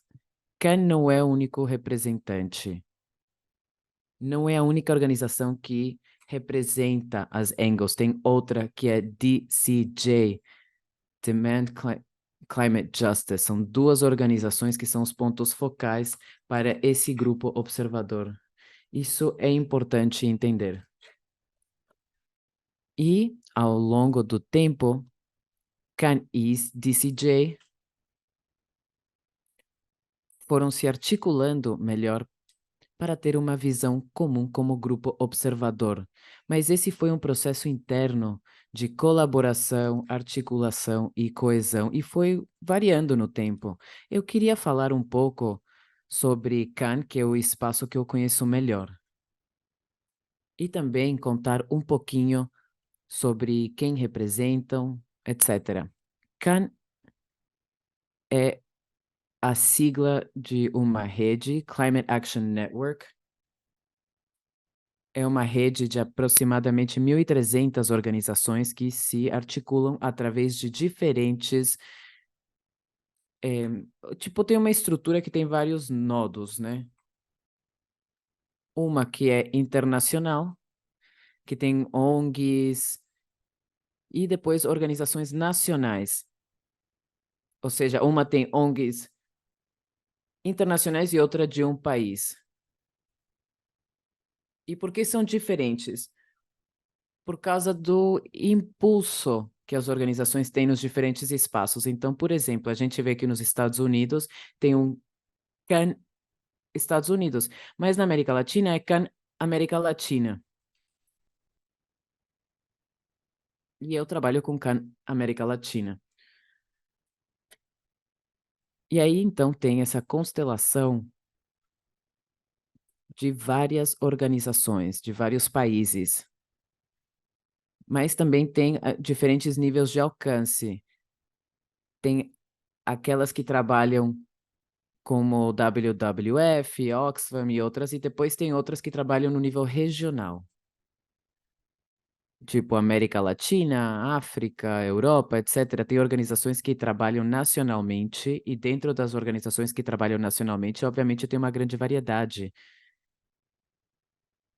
E tem, por exemplo, aquelas que fazem trabalho de incidência política no nível dos governos, outras organizações, na América Latina e na África, especialmente, que trabalham com um trabalho local, territorial, com comunidades, trabalham com projetos para fortalecer a resiliência e aumentar também a capacidade de adaptação aos impactos da mudança climática. Então, é um mundo de organizações.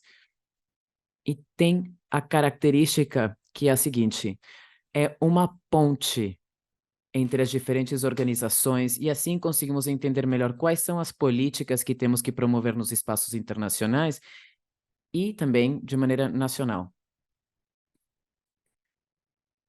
E também damos espaços para que vários grupos possam ter voz. Isso é internacionalmente e nacionalmente.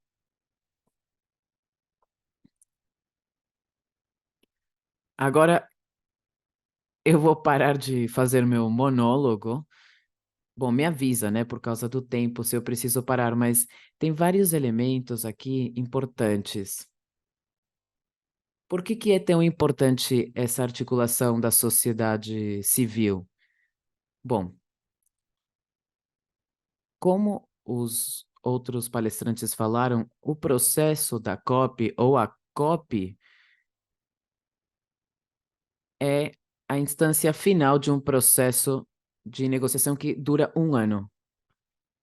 Para chegar na COP e avançar nas diferentes negociações e obter resultados positivos e eficazes que podem se colocar em operação nos países, a sociedade civil tem um papel muito importante de gerar espaços políticos para as pessoas que tomam decisões nos países e nos diferentes fóruns internacionais. Como é que fazem isso? Bom, se mobilizando, entregando propostas, etc. Então, abrem espaços políticos e também públicos. A gente viu isso há 2 semanas, se eu não me engano.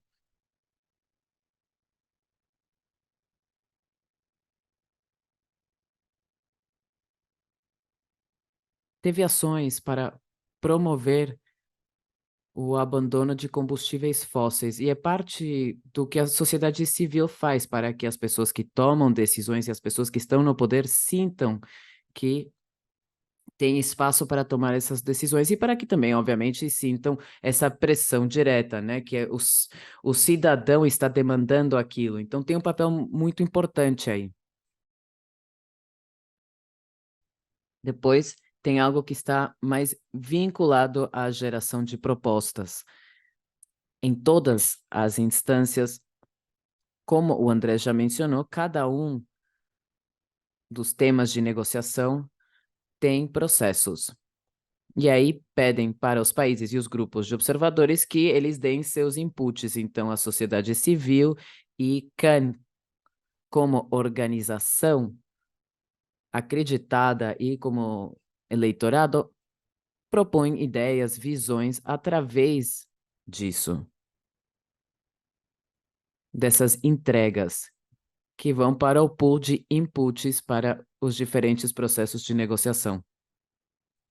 Além disso, não ficamos apenas num espaço formal.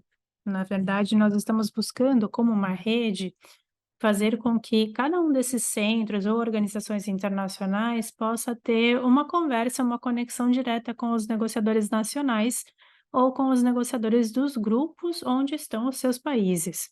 Porque justamente nesses vínculos, nessas conexões, nós podemos oferecer as nossas propostas, colocar as nossas demandas, estender as reclamações da sociedade civil, porque dessa forma os negociadores vão chegar na COP com esse input nosso, já entendendo o que a sociedade civil do próprio país deseja. Então, é uma oportunidade prévia à COP, que é justamente o espaço onde as organizações interessadas que querem participar do processo podem ter esse espaço natural.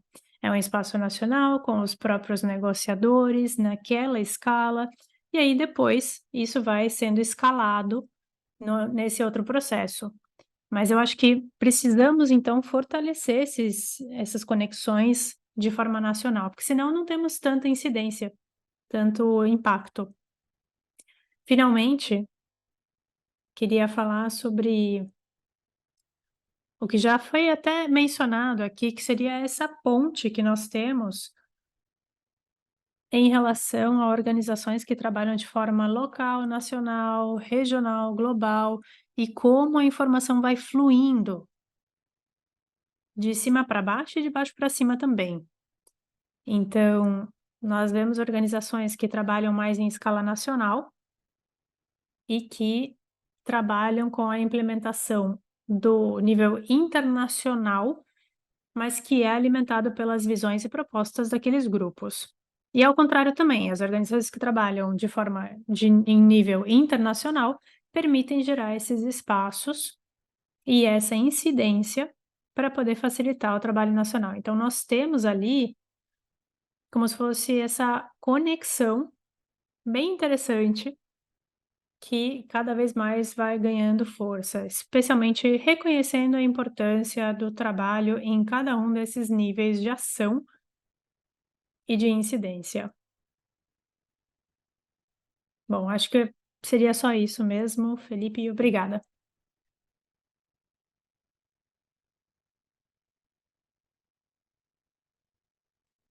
Ótimo, muito obrigada. Eu também me identifiquei com isso e com o feedback que a gente viu do Salim sobre a importância do engajamento e do feedback nacional. Eu gostei muito também de você falar dessa conexão entre diferentes níveis e de como você tem um fluxo de baixo para cima e de cima para baixo. Antes de passar para o próximo palestrante, e aliás a gente vai ter uma oportunidade de fazer perguntas depois de os 3 palestrantes se manifestarem, então podem deixar essas perguntas lá no chat ou lá no botão de perguntas e respostas. Eu queria fazer uma perguntinha rápida para esses participantes que estão chegando agora. Então, para mim, eu queria saber o seguinte: para quem está chegando na COP28 pela primeira vez, alguma dica de como entrar em contato com tudo isso e alguma dica para quem está indo pela primeira vez? Com certeza. Como eu dizia, CAN é uma rede que é articulada ao longo de todo o processo, ao longo de todo o ano, em diferentes espaços de incidência. Então, esses espaços não são exclusivos só para a agenda de mudança climática, tem a ver também com outros espaços internacionais. Ou seja, nós vemos aqui já que tem uma constelação de players que tem esse tipo de importância num espaço de transformação mesmo. Então, chegando na COP, eu acho que é muito mais simples quando nós pensamos no processo de preparação para a COP, em qualquer um dos níveis.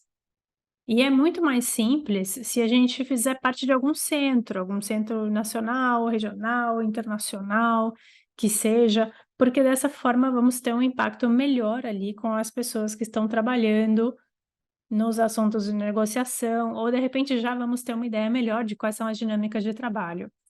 De qualquer forma, se não for o caso, podemos pensar, mesmo assim, em qual é o trabalho de preparação para a COP. Posso até falar disso nas próximas intervenções, mas, enfim, se não for o caso, se a gente não faz parte da rede necessariamente, a minha sugestão é a seguinte: dependendo de onde nós estivermos baseados, é interessante entrar em contato com o centro que faz parte do CAN. Então, por exemplo, no caso da América Latina, vai ser o CAN América Latina. Isso para entender como a CAN América Latina está se articulando e para poder participar de espaços mais abertos na rede, como, por exemplo, a reunião que é feita diariamente às 15h.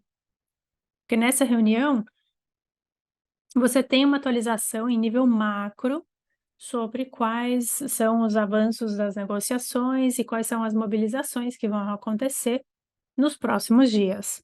Então, ali nessa reunião, esses tópicos são discutidos, é uma reunião diária, como eu dizia, e é interessante participar, porque assim você conhece os players e você entende também, faz um segmento, um acompanhamento dessas reuniões nesse nível mais macro. Além disso, tem grupos de trabalho. Então, basicamente são os grupos de trabalho que foram fazendo ações ao longo do ano e que também se juntam ali todos os dias nessa reunião, na COP, para poder fazer uma discussão sobre a agenda de trabalho e para fazer um planejamento de ações e intervenções. Então, se tiver uma pessoa interessada em algum ponto, algum tema de negociação, a minha sugestão também é entrar em contato com esses grupos de trabalho para poder fazer parte dessas reuniões e de forma a ter uma ideia melhor, um conhecimento melhor das negociações. Além disso, dessa forma você gera aquela necessidade de rede, de networking, para ter um trabalho mais sustentável com o tempo. Eu acho que essas seriam as 2 formas mais concretas, mais simples, de se conectar com a CAN na COP.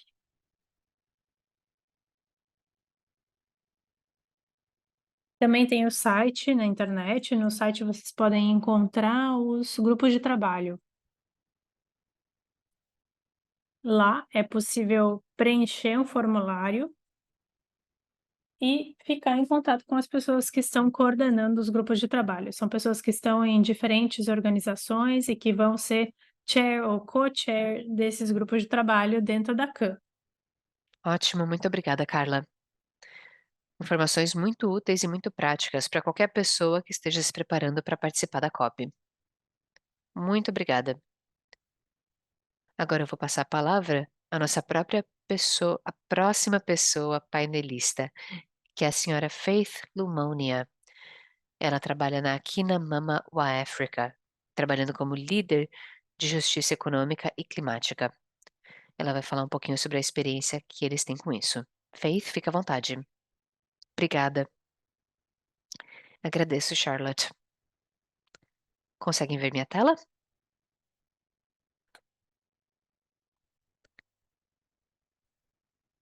Eu acho que eu vou desligar o meu vídeo para garantir uma boa conectividade. Olha, fico feliz de estar falando logo depois da Carla, porque a forma como existe a organização da pauta feminina é bastante parecida com o que ela falou, com como a Ken e a Engel se organizam. Para mim, uma forma de me beneficiar da rede Ken foi a Conferência do Clima deste ano. Eu cheguei mais tarde, eu cheguei atrasada, mas eu consegui ficar atualizada participando de uma das reuniões de atualização da rede CAN. Então eu fiquei por dentro de tudo que foi discutido na primeira semana. Algumas dessas coisas são bem benéficas.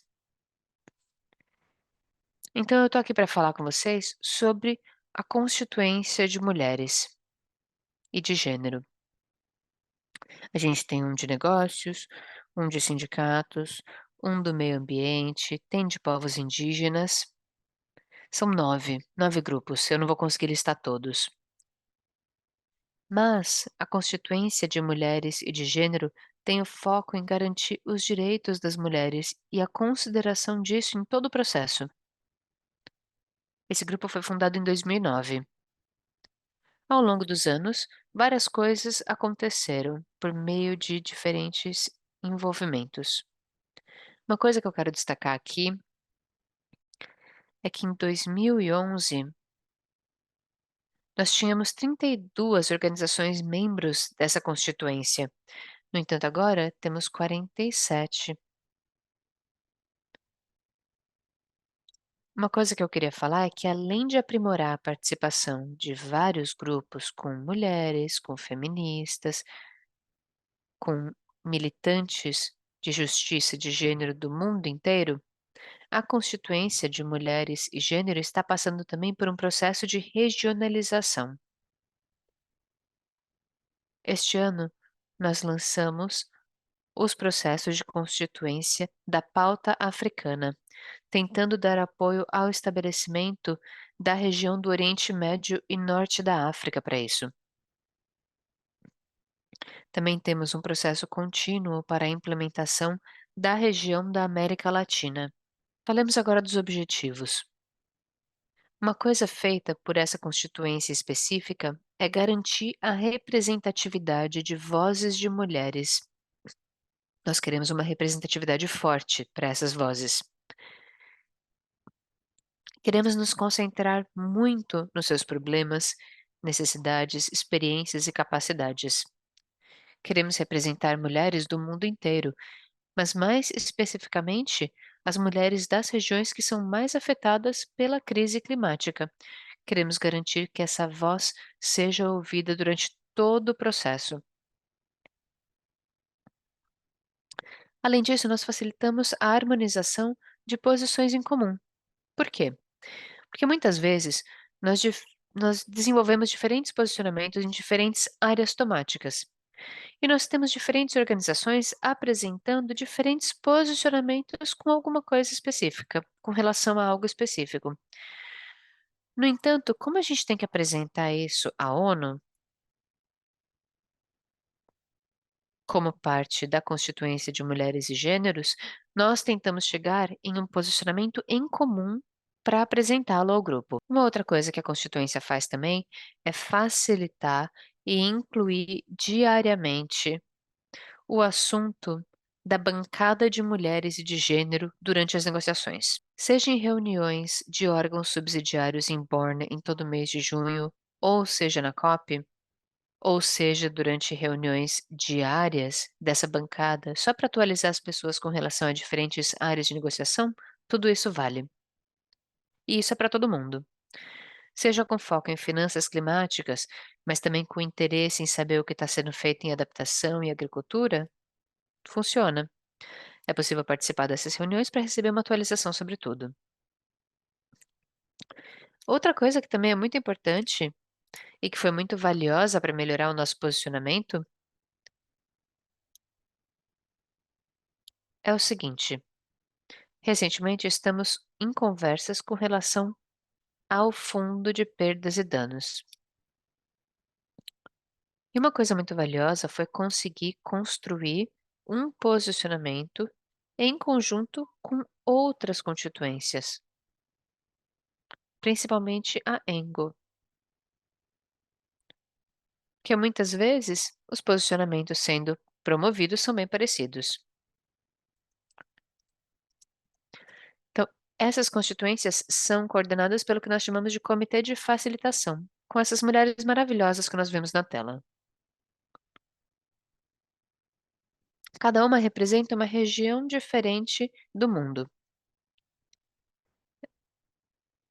Essas mulheres conseguem facilitar o engajamento e a participação de diferentes mulheres envolvidas na justiça climática e na incidência relacionada a isso. Uma coisa muito importante de a gente destacar é como funciona essa agenda, porque a finalidade dessa da constituência é facilitar uma participação significativa das mulheres nesses processos da Convenção Quadro. E geralmente a gente vê que tem ligações com o secretariado para tentar formar e influenciar a pauta. Também vemos a coordenação de participação das representantes desse grupo para os diferentes comitês e órgãos da Convenção Quadro. Geralmente também tem as reuniões um a um que acontecem com os presidentes e com a presidência da COP. Ano passado, chegando perto da COP 27, uma coisa que a gente fez e que a gente conseguiu ter foi organizar uma reunião com a presidência da COP. Lá a gente conseguiu fazer uma apresentação do posicionamento africano, isso antes da realização da COP 27. A gente também vê uma coordenação com outras constituências aliadas, eu já mencionei isso. Isso também serve como uma coordenação interessante para as nossas diferentes intervenções. Por exemplo, toda vez que existe um processo de consulta acontecendo com relação a uma questão temática específica, o grupo de trabalho se reúne. Só que tem diferentes grupos de trabalho dentro da constituência da pauta feminina. E esses grupos trabalham em conjunto para desenvolver o posicionamento. Pode ser com relação à agricultura, às finanças climáticas, ao novo coletivo. Esses podem ser alguns dos assuntos. Tem alguns que foram discutidos recentemente. Pode ser com relação a perdas e danos. A lista é gigantesca, né? São várias temáticas diferentes. Geralmente também tem reuniões mensais com a presidência da COP. Pode ser também dentro do próprio grupo de mulheres e gênero. Essas reuniões mensais são para informar as pessoas de como vai ser essa reunião com a presidência da COP. E existe um compartilhamento constante de informações sobre algumas das coisas que já foram discutidas, mas também tem as questões logísticas e informacionais, para ajudar as integrantes do grupo conforme elas participam desse processo. Eu não vou falar sobre todos os detalhes do que está no slide, mas uma coisa que eu queria destacar é que além dessas reuniões oficiais, formais, muitas vezes tem protestos, por exemplo. Quando a gente fica sabendo que alguma coisa específica está sendo negociada e que algo está indo na direção oposta do que nós acreditamos que devia ser, é possível que haja uma manifestação. É possível que isso seja organizado. Geralmente é de manhã que nós fazemos isso, para nós tentarmos afetar os negociadores e para nós informarmos qual será a discussão. Eu vou falar rapidamente também sobre como participar. Os links. Se vocês digitarem Women and Gender Constituency, vocês vão conseguir achar o nosso site, tá? Vocês vão conseguir acessar várias formas diferentes de participar da nossa rede.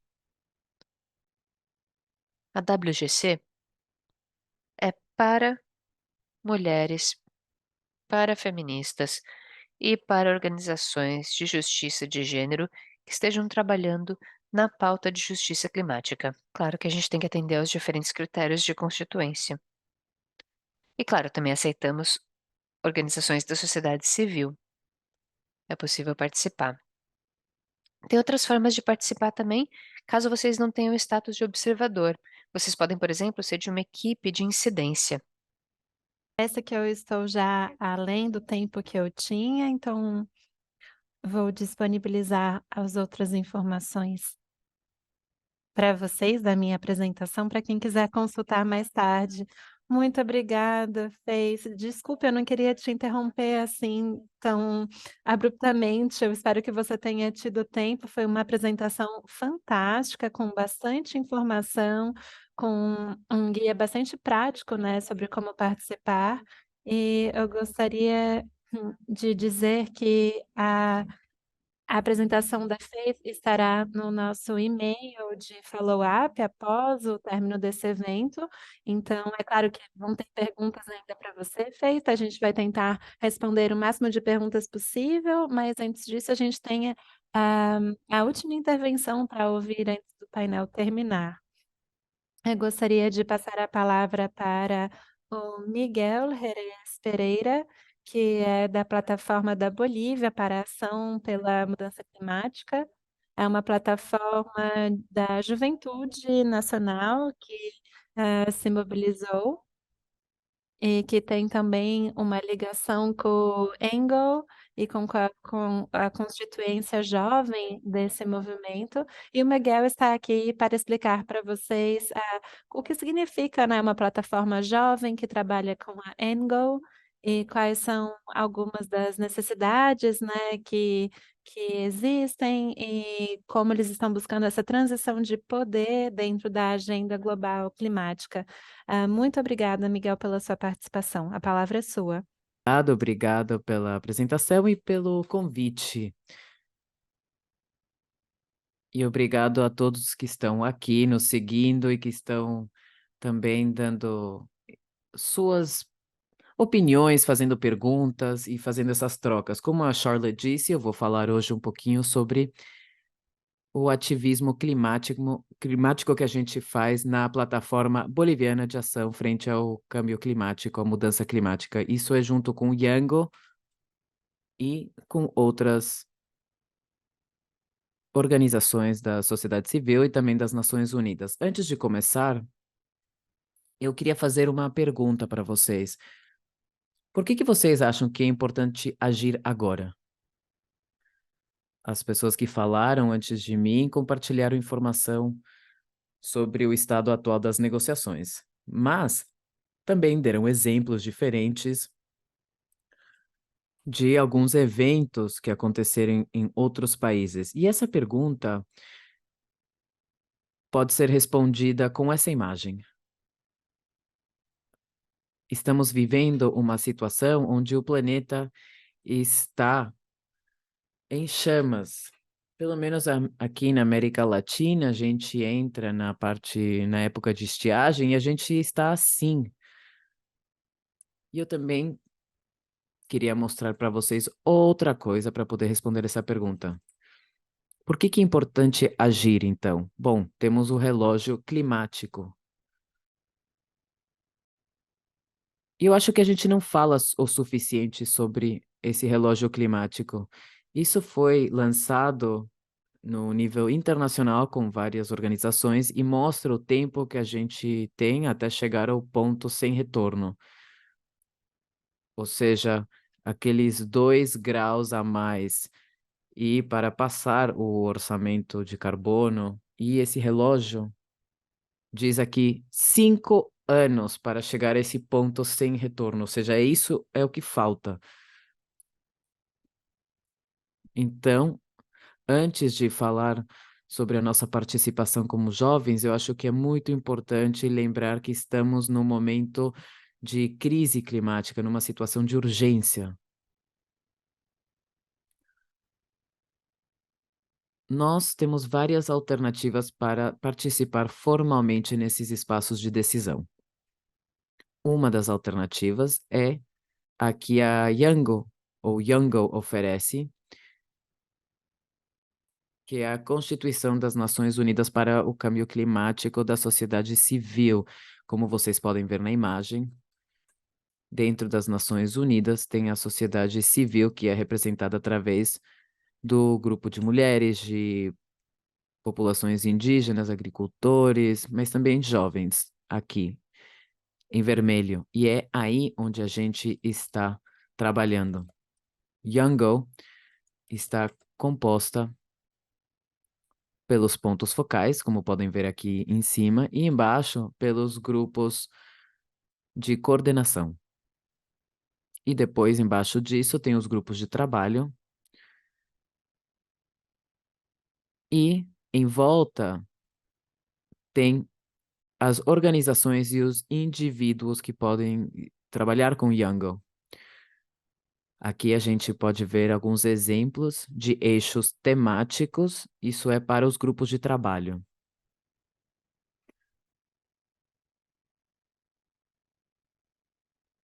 E aqui a gente pode ver que na constituição desse círculo, a gente consegue ver aqui como é a divisão, e a maioria dos participantes é da Ásia, África, Europa, e temos pouca participação da América Latina, da América no geral, eu diria. América do Norte, do Sul e Centro-América. Isso nos faz pensar, porque os espaços oficiais que temos à disposição não estão sendo aproveitadas pelas instituições ou pelos indivíduos que poderiam estar participando nesses espaços. Nós, como PBAC, somos parte de mais de 1.000 organizações que são filiadas à Youngo. E tem um espaço para jovens que é COI, que é a Conferência da Juventude que se faz antes ou em paralelo com a COP. Esse ano vai ser em Dubai. E tem outro espaço importante também, e eu vou falar mais sobre isso, que são as LCOI, que são as Conferências Locais da Juventude. O ano passado, a COI 17 foi no México e tivemos a participação de um dos nossos membros, o Mijail, que também é representante da nação Guaraia aqui na Bolívia. É uma comunidade indígena. Então, tem as COI, mas também temos as RCOI, que são as reuniões de mudança climática regional, ou seja, são reuniões regionais. O ano passado teve uma RCOI feita na Costa Rica e teve jovens da América Latina inteira que participaram e conseguimos criar uma agenda para a ação. E tinha várias propostas, tinha mais de 300 jovens que participaram de maneira presencial, tinha pessoas de mais de 18 países, e nessa oportunidade teve 8 representantes bolivianos, alguns de populações indígenas, e também tem outro evento que Yango tem para os jovens, que é o LCOI, que são reuniões ou conferências sobre a mudança climática, mas são locais, são reuniões locais. Então, na Bolívia, a gente já fez 4 versões de LCOI.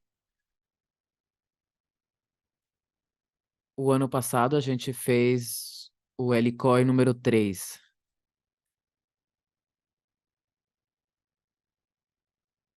A gente, por exemplo, fez 4 LCOIs, mas México já teve 15 LCOIs. Aqui a gente também junta jovens dos 9 estados da Bolívia. A gente então teve 1.200 pessoas que se registraram e depois fizemos uma reunião em Cochabamba, em Bolívia. Houve 150 jovens das regiões urbanas e rurais, também tinha representantes de comunidades indígenas, da comunidade afro-boliviana. É um evento muito, muito inclusivo. As organizações que querem ser acreditadas têm que demonstrar experiência, mas também um grande compromisso. A gente precisa de pessoas de todos os setores. Esse ano, a Plataforma Boliviana de Ação Frente à Mudança Climática, a gente recebeu a autorização para fazer a 4ª LCOI de Bolívia. Vai ser em La Paz esse ano. A gente teve bons resultados o ano passado, então Yango nos desafiou a aumentar a nossa ambição esse ano. Querem que a gente aumente o número de jovens e chegue nas regiões rurais, que tenha mais pessoas das comunidades indígenas e afro-bolivianas participando. E que a gente inclua alguns assuntos que são de interesse nacional e internacional. A gente teve vários obstáculos.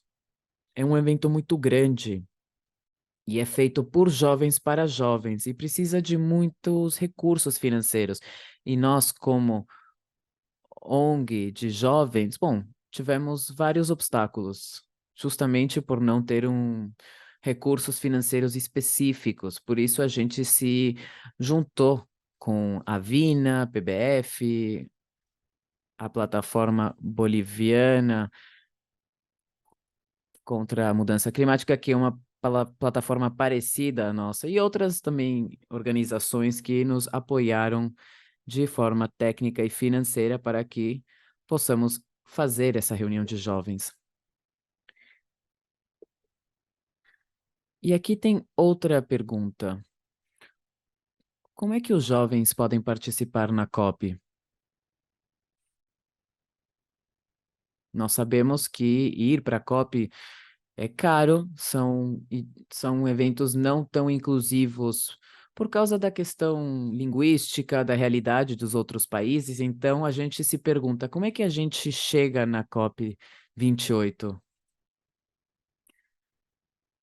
Como a gente já participou em algumas COP, em alguns eventos como a LCOI, que também são eventos paralelos, digamos, da COP para jovens, a gente pode falar de 2 formas. Primeiro, ser negociador climático ou ir como observador. A primeira opção, ir como negociador climático, bom, no caso da Bolívia é mais difícil por questões políticas. Então, para a gente é mais fácil ir como observadores da sociedade civil. o ano passado, a gente tinha 2 representantes da plataforma que foram para Egito, para a COP27, com o apoio da Fundação Jubileu, Fundação Unsidel, da Unicef. E aí a gente, então, participou em grupos de trabalhos de jovens, e a gente participou em reuniões de mudança climática e outros assuntos. Na COP26, eu fui como observador na COP em Glasgow. A gente também teve espaços de networking com jovens, com algumas ONGs, e a gente aqui conheceu a Canla. Após quase 2 anos falando com a Canla, a gente conseguiu ser parte, a gente acabou de receber o e-mail para nos inscrever. Eu gostei muito da fala sobre essa coalição e como essa coalição nos ajuda a reforçar a nossa posição como América Latina na COP.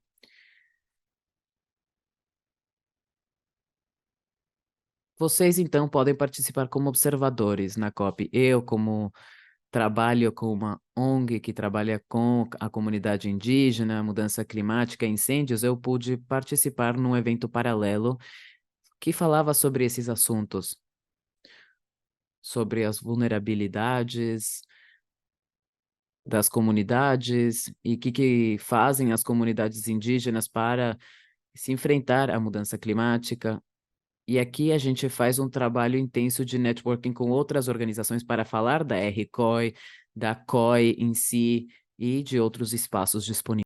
Como ativistas, a gente precisa sempre participar em eventos de ativismo, porque o que me trouxe até aqui, como plataforma, é o nosso papel de ativistas. A gente precisa participar em protestos, em eventos onde se questionam políticas de extrativismo, participar em eventos com outros jovens que não estão talvez tão engajados no assunto, também participar no monitoramento de carbono, da biodiversidade no país e também participar com propostas para os políticos, para as pessoas que tomam as decisões ou participando em eventos de reflorestamento, entre outras atividades que são muito importantes. Tudo isso reforça e mostra que nós, como ativistas, temos sim a capacidade de participar nos eventos diferentes, como a COP, RCOI e outros eventos.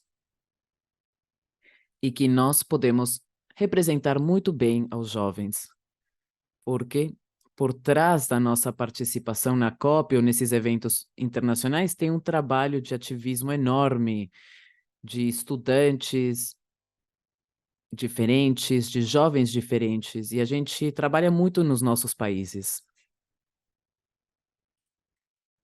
Então, eu acho importante ir para a COP fazendo ativismo desde os nossos lugares. A gente não pode procurar recursos financeiros para ir para a COP se a gente não gerou espaços localmente nos nossos países, ou se a gente não participou em congressos ou em workshops locais. Então, eu gostaria de fechar com essa frase que diz que nos próximos anos, até 2030, o planeta vai ter que ver a transformação mais rápida que a gente já viu na história dos seres humanos, porque essa é a nossa missão. A gente está fazendo a conta regressiva. A contagem regressiva. Muito, muito obrigado pelo convite e qualquer pergunta que vocês tiverem, podem entrar em contato comigo, tem meus contatos aí. E todos temos que começar a agir. Então, eu chamo vocês a agirem.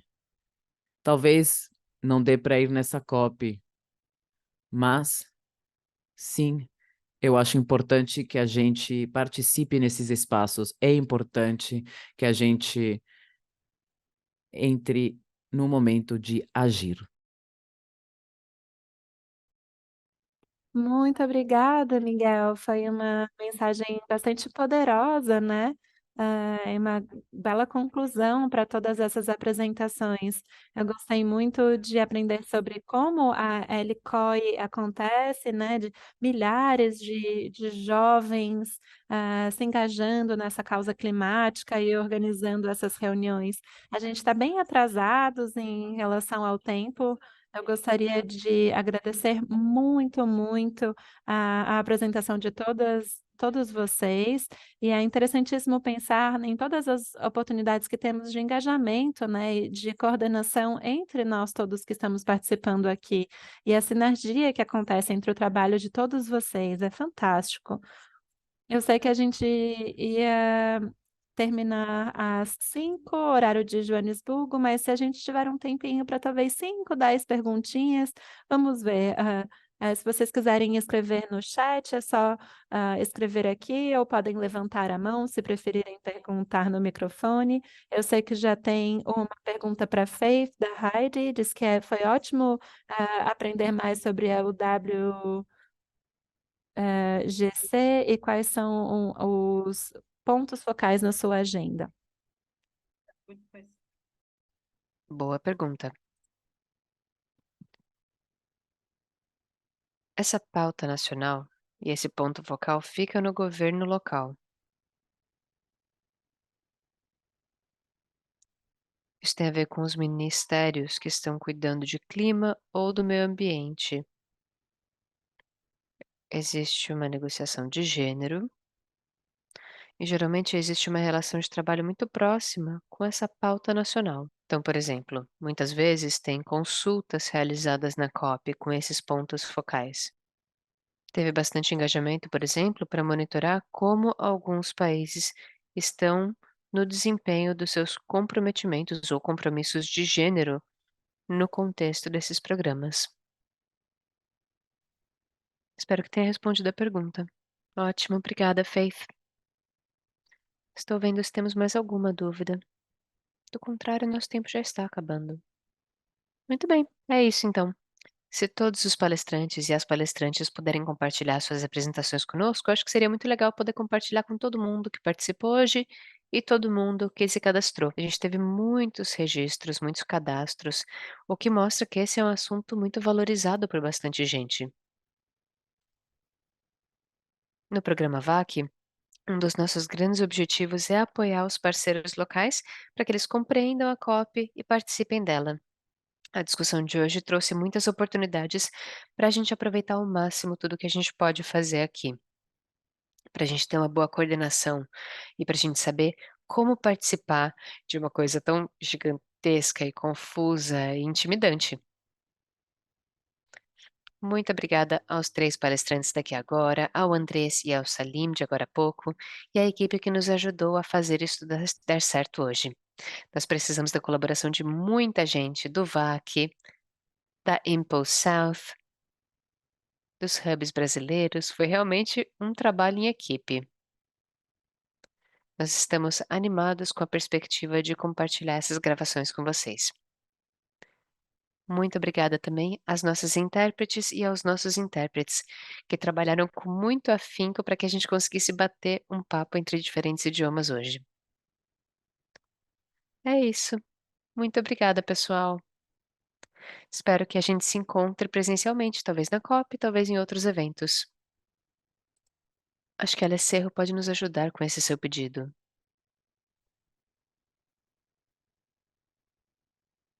Podemos tirar uma foto, né? Alesserro, consegue nos ajudar? Só avisem quando estiverem prontos. Maravilha, muito bom. Muito obrigada, pessoal. Tchau, pessoal. Obrigada.